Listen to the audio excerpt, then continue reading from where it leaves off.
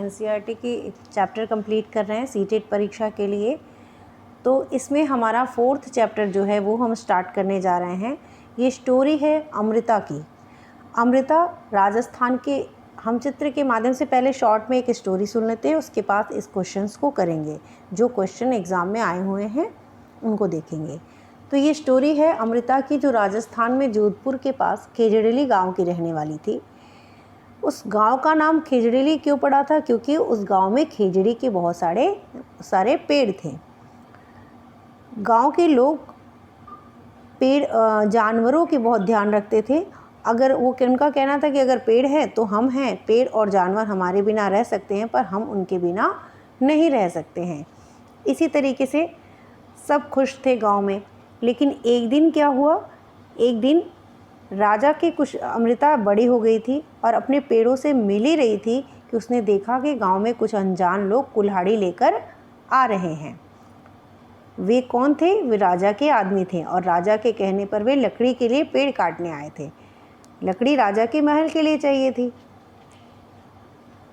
जब यस अमृता को ने सुना तो उसके होश उड़ गए। उस दिन उन आदमियों ने जिस पेड़ को काटने के लिए कहा, अमृता उस पेड़ से लिपट गई और उन लोगों के डराने धमकाने पर भी वह नहीं हटी। राजा के आदमियों को राजा की बात तो माननी थी, इसलिए उन्होंने पेड़ को काटने के लिए जैसे ही वार किया, अमृता के पैरों से खून बहने लगा और वो ज़मीन पर गिर पड़ी। अमृता को देखकर उसकी 2 बेटियां भी उसके साथ पेड़ से लिपट गई और गांव के 300 से भी ज़्यादा लोगों ने पेड़ से लिपटकर अपनी जान दे दी। जब राजा को इस बात की पता चली तो उनको ये बात समझ में नहीं आई कि लोग पेड़ के लिए भी अपनी जान दे सकते हैं। और वो आए और वहाँ आकर उन्होंने खुद देखा लोगों का पेड़ों के प्रति प्यार।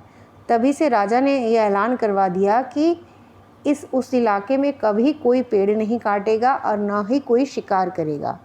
आज 300 साल बाद भी यहाँ के लोगों को बिश्नोई कहा जाता है और पेड़ों और जानवरों की रक्षा करते हैं। तो बिश्नोई समुदाय जो है ये इसीलिए कहा जाता है क्योंकि ये लोग क्या करते हैं, पेड़ की और जानवरों की रक्षा करते हैं। तो चलिए चैप्टर को पढ़ते हैं। और आज भी ये इलाका बहुत ही हरा भरा है। यहाँ पे जानवर, पशु पक्षी बिना किसी डर भय के घूमते हैं। खेजड़ी विलेज, अब चैप्टर को देखते हैं ध्यान से। जो चैप्टर से क्वेश्चंस पूछे गए हैं उनके बारे में देखते हैं। खेजड़ी village is near Jodhpur in Rajasthan.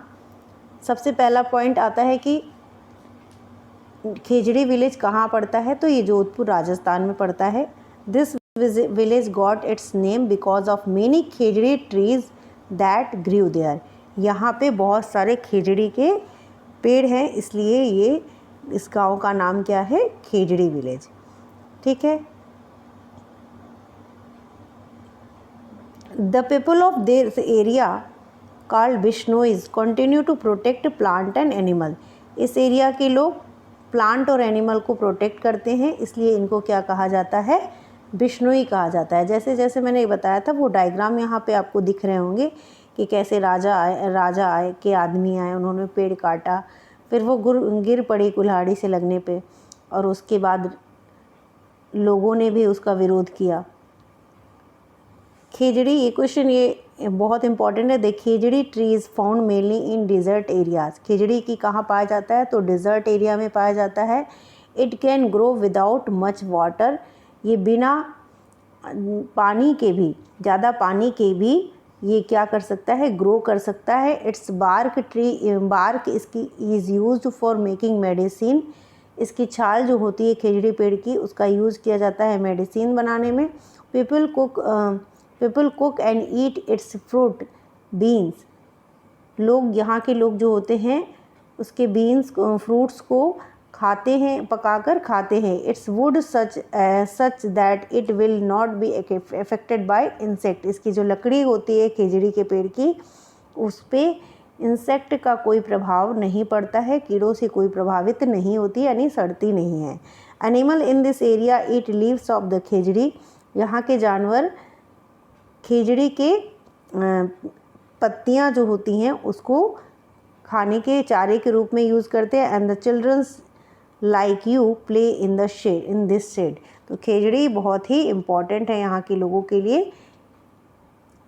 Next है Anita and the honey bee, Anita की मधुमक्खियाँ। नेक्स्ट चैप्टर है हमारा Anita and the honey bee. Anita live in Bochaha village. तो अनीता जो थी एक मुजफ्फर ज़िले के बोचाहा गांव में रहती थी, जो कि मुजफ्फरपुर ज़िला कहाँ है, बिहार में पड़ता है ये ज़िला। और वो मधुमक्खी पालने का काम करती थी। यह एक सच्ची कहानी है। अनीता कुशवाहा एक चमकता सितारा यानी गर्ल स्टार। गर्ल स्टार किसको कहते हैं? चमकता सितारा उन साधारण लड़कियों की बात, असाधारण कहानियाँ हैं जिन्हें स्कूल जाकर अपनी ज़िंदगी बदल दी। उनमें से ही एक थी अनीता, जो कि कहाँ रहती थी? बोचाहा विलेज में। और ये कहाँ पड़ता है? मुजफ्फरपुर डिस्ट्रिक्ट इन बिहार, बिहार के मुजफ्फरपुर ज़िले में पड़ता है। Every child has a right to free education up to class 8। हर बच्चे को क्लास 8 तक फ्री एजुकेशन लेने का अधिकार है। इसके लिए एक एक्ट आया था जिसे हम कहते हैं RT act 2009। This provide the right of free and compulsory education to each child aged 6 to 14 years। इस चैप्टर में RT की बात की गई है, जिसके अनुसार RT के अनुसार हर 6 से 14 साल के बच्चे को फ्री एंड कंपल्सरी एजुकेशन का अधिकार है। Honey bees are attracted to the litchi flower. अब वो हनी बी मधुमक्खियाँ पालने का काम करती थी अनीता, तो उससे ही कुछ रिलेटेड क्वेश्चन जो हैं वो पूछे जाते हैं सीटेट के पेपर में।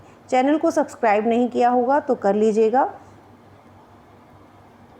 Honey bee are attracted to the litchi flower. Litchi flower की तरफ अट्रैक्ट होते हैं honey bee. Many peoples of the Bochaha village do beekeeping and collect honey. ज़्यादातर बोचाहा विलेज के लोग क्या करते हैं? मधुमक्खी पालने का काम करते हैं और उससे शहद निकालते हैं। ठीक है। Honey bee lay their eggs from October to December. जो हनी बी होती हैं वो अपने अंडे कब देती हैं?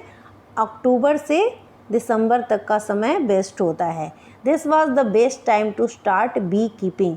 यही मधुमक्खी पालने का सबसे अच्छा समय होता है, अक्टूबर से दिसंबर। The litchi tree comes to flower in February.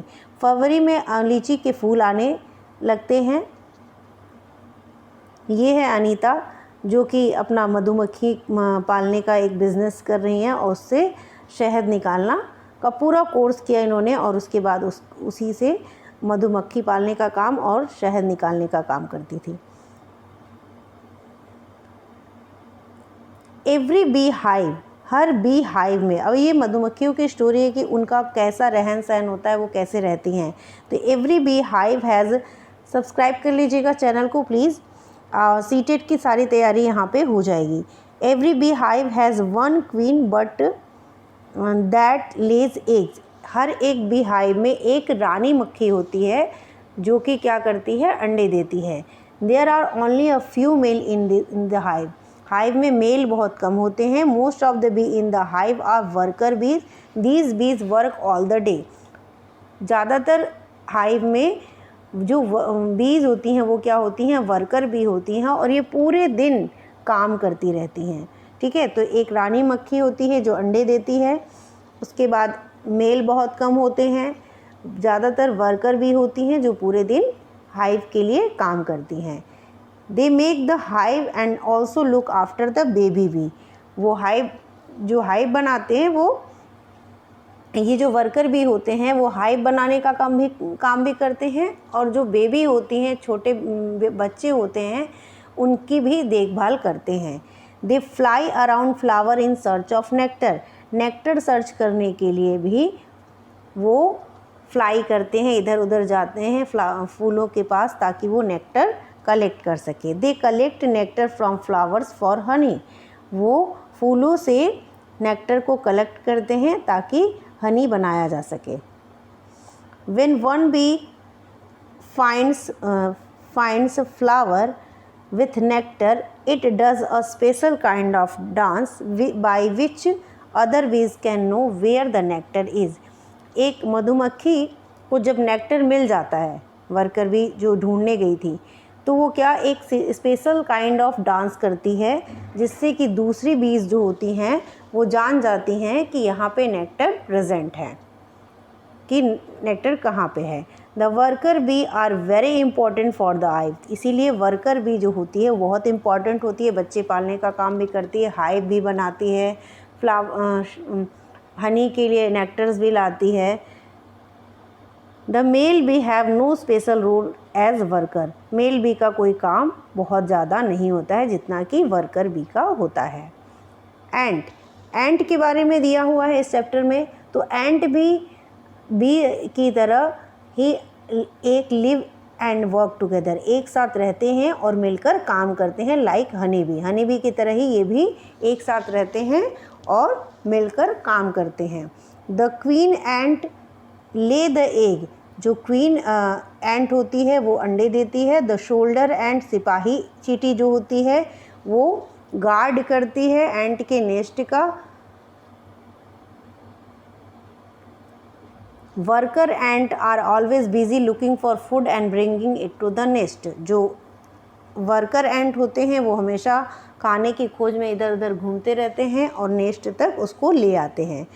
Termite और wasp also live like this, termite और वेस्प भी इन्हीं की तरह रहते हैं, मिलकर अपना काम करते हैं, ग्रुप में रहते हैं।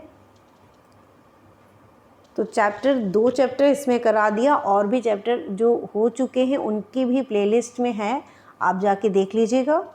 तो सीटेट की तैयारी ईवीएस की इसी तरीके से होती रहेगी, एनसीईआरटी ख़त्म होने के बाद जो आगे का सिलेबस है उसको भी कवर किया जाएगा।